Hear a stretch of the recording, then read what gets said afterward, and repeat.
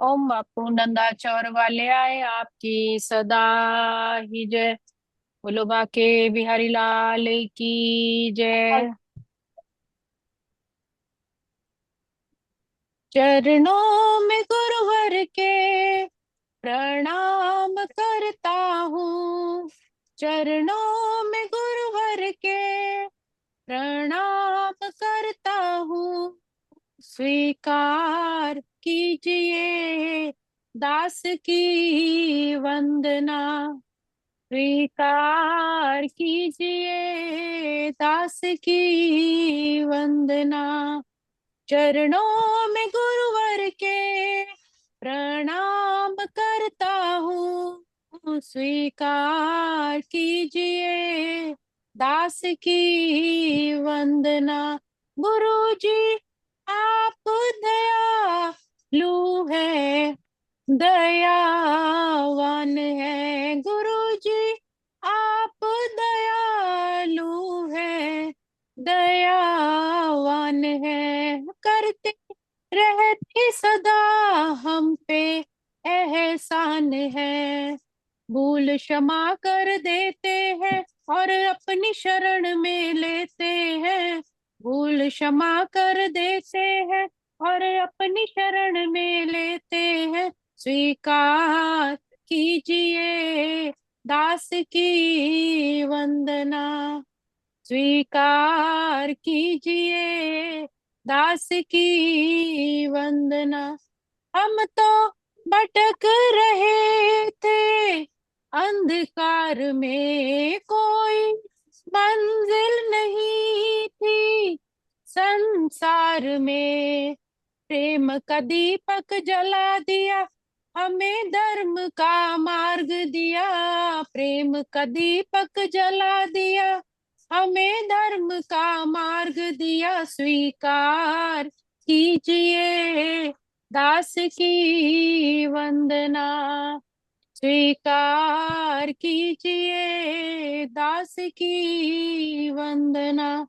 अब तो मन में हमारे यही है लगन, कर दे कृपा तो हो जाए शाम से मिलन। हमको भक्ति का वर देना, थोड़ी आप सिफारिश कर देना। हमको भक्ति का वर देना, थोड़ी आप सिफारिश करना। स्वीकार कीजिए दास की वंदना। स्वीकार कीजिए दास की वंदना। झुक कर चरणों में प्रेम ये विनती करे सतगुरु, हाथ दया का सिर पे धरे। जीवन सफल हो जाएगा, 84 भी कट जाएगा। स्वीकार कीजिए दास की वंदना। स्वीकार कीजिए दास की वंदना। चरणों में गुरुवर के प्रणाम करता हूँ। स्वीकार कीजिए दास की वंदना।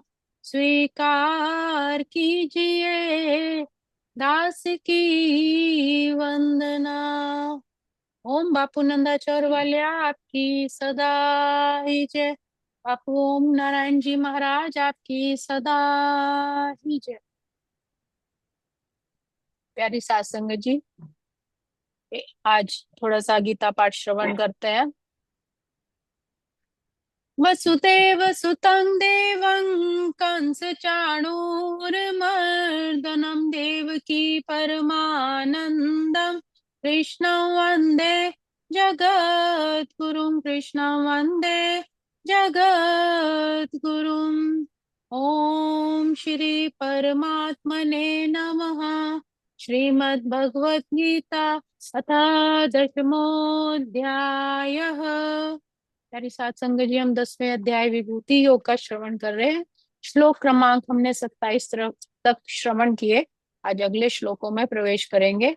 पिछले श्लोकों में विभूति अर्थात परमात्मा ने अपनी महिमा और विस्तार के बारे में जिन साकार वस्तुओं में अपनी महिमा को दर्शाया, कहते हैं प्रभु अपने मुखारविंद से कहते हैं कि समुद्र मंथन के समय जो अमृत और विष प्राप्त हुए, विष तो शिव जी ने पी लिया और अमृत के साथ ही अनेक जीव भी उत्पन्न हुए, जिसमें उच्च श्रवा जो श्रेष्ठ घोड़ा था उसमें भी मेरी ही विभूति जानो, और जो पशुओं में ऐरावत हाथी उत्पन्न हुआ वो भी उसमें भी मेरी ही विभूति जानो। ये दोनों ही कृष्ण के प्रतिनिधि है। हम देखते हैं कि बाहर विदेशों में घोड़ों की रेस होती है और जो सबसे श्रेष्ठ होता है उस पे बड़े बड़े घर के लोग जो हैं पैसे भी लगाते हैं। तो यहाँ भगवान का कहने का तात्पर्य यही है कि जो सबसे श्रेष्ठ है वो सबसे उत्तम होता है और सब उसी को ही पाना चाहते हैं। तो उसमें परमात्मा, इसीलिए यहाँ पर उच्च श्रवा जो घोड़े का बताया है कि उसमें मेरी ही विभूति मानो। और जो ऐरावत है वो सबसे सुंदर सफेद रंग का जो है, शायद साउथ अफ्रीका में या थाईलैंड में होता है हाथी, वो देखने में बहुत सुंदर और श्रेष्ठ माना जाता है। तो जो उनमें हाथियों में जो सबसे श्रेष्ठ है, भगवान कहते हैं कि उसमें भी मेरी ही विभूति को माने। मनुष्यों में राजा राजा कृष्ण का प्रतिनिधि होता है, क्योंकि सारी प्रजा में जो सबसे श्रेष्ठ है राजा, जो अपने प्रजा का कल्याण हमेशा चाहता है, तो भगवान कहते हैं कि वो राजा मुझे ही माने। अब अगला श्लोक, श्लोक क्रमांक 28।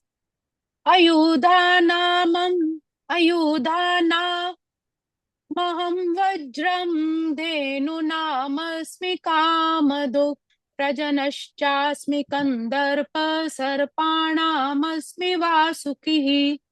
अब अगले श्लोक में प्रभु अपने मुखारविंद से कह रहे हैं कि मैं हथियारों में वज्र हूँ, गायों में सुरभि, संतान उत्पत्ति के कारणों में प्रेम का जो देवता कामदेव, और सर्पों में वासुकी भी मैं ही हूँ। कहने का भाव है भगवान यहाँ पर अपने महत्व को बता रहे हैं कि जिनसे युद्ध किया जाता है, आयुध अर्थात अस्त्र, उसमें इंद्र का जो वज्र है सबसे मुख्य माना जाता है। तो इंद्र का जो वज्र है वो मुझे मानो। अब इंद्र के वज्र में क्या विशेषता थी कि यह महर्षि दधीजी जी के हड्डियों से बना था और उन हड्डियों में उनका अपार तेज था, जिससे कोई भी उसको कोई हरा नहीं सकता था। उस बल में इतना बल, उस वज्र में इतना ज्यादा वो बलशाली था। तो भगवान ने यहाँ पर शक्ति को बताते हुए कहा है कि ये जो वज्र है इंद्र का, कृष्ण की शक्ति को दर्शाता है। और बैकुंठ लोक में स्थित कृष्ण लोक की गाय किसी भी समय दुही जा सकती थी और उनसे जितना चाहे दूध प्राप्त किया जा सकता था। निसंदेह इस जगत में ऐसी गाय नहीं मिलती, किंतु कृष्ण लोक में ऐसी अनेक गायें भगवान रखते थे जिन्हें सुरभि कहा गया है। इसीलिए भगवान ने कहा है कि ऐसी, और ऐसा कहा जाता है कि भगवान ऐसी ही गायों की सेवा में, उनको चराने में व्यस्त रहते हैं। तो भगवान ने कहा है कि गायों में जो सबसे श्रेष्ठ है सुरभि, जो सबकी मनोकामनाएं पूर्ण करने वाली है, जो समुद्र मंथन से वो भी उत्पन्न हुई थी, तो वो भी मैं ही हूँ। संतान उत्पत्ति के कारणों में प्रेम का देवता कामदेव भगवान ने यहाँ पर बताया है। ऐसा कहा जाता है कंदर्प का अर्थ होता है काम वासना, जिससे अच्छे पुत्र की प्राप्ति होती है। कभी कभी जो इंद्रिय तृप्ति के लिए संभोग किया जाता है भगवान उसका प्रतीक नहीं मानते, किंतु जो परमात्मा का नाम लेते हुए अनुकूल धर्म के अनुसार जो संतान उत्पत्ति के कारण संभोग करते हैं और उन्हें बहुत अच्छी संतान उत्पन्न होती है, तो भगवान वहां कंदर्प कहते हैं, वो भी कृष्ण का प्रतीक है। अच्छी संतान उत्पत्ति के लिए जो किया गया संभोग है, जिससे एक सुंदर संतान उत्पन्न होती है, भगवान कहते हैं वो भी मेरा प्रतीक है, वह भी कृष्ण का प्रतिनिधि मानी जाती है। प्रजनश्चास्मि कंदर्प। और सर्पाणाम वासुकी, अर्थात जो वासुकी सांपों में, जो संपूर्ण सर्पों में अधिपति भगवान के भक्त हैं, समुद्र मंथन के समय इन्हीं की ही डोरी बनाई गई थी, तो उसको भी भगवान ने अपनी विभूति कहा है। क्योंकि विशेषता यह है कि इसमें इतने भयानक भी सर्प होते हैं कि जिनका जो विषैला जो विष होता है उसके काटने से वो कभी इंसान वापस ही नहीं आता। जैसे हो गया क्रेट हो गया या कोबरा हो गया, तो इतने भयंकर जो सांप होते हैं जिसका डसा हुआ जो वापस एक क्षण में मृत्यु हो जाती है, तो वो भयंकर रूप भी परमात्मा कहते हैं उसमें भी मेरा ही वास है।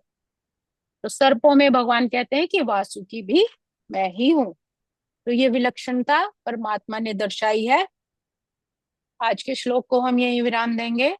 ओम श्री कृष्णार्पणमस्तु। हरे नमः। हरे नमः। हरे नमः।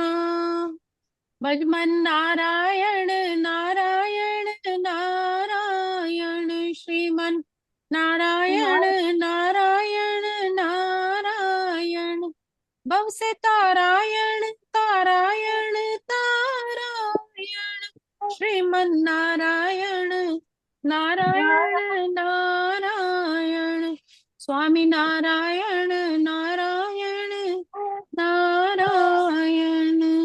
बोलो बाके बिहारी लाल की जय। मेरे जय। सतगुरु महाराज की जय। बहुत सुंदर।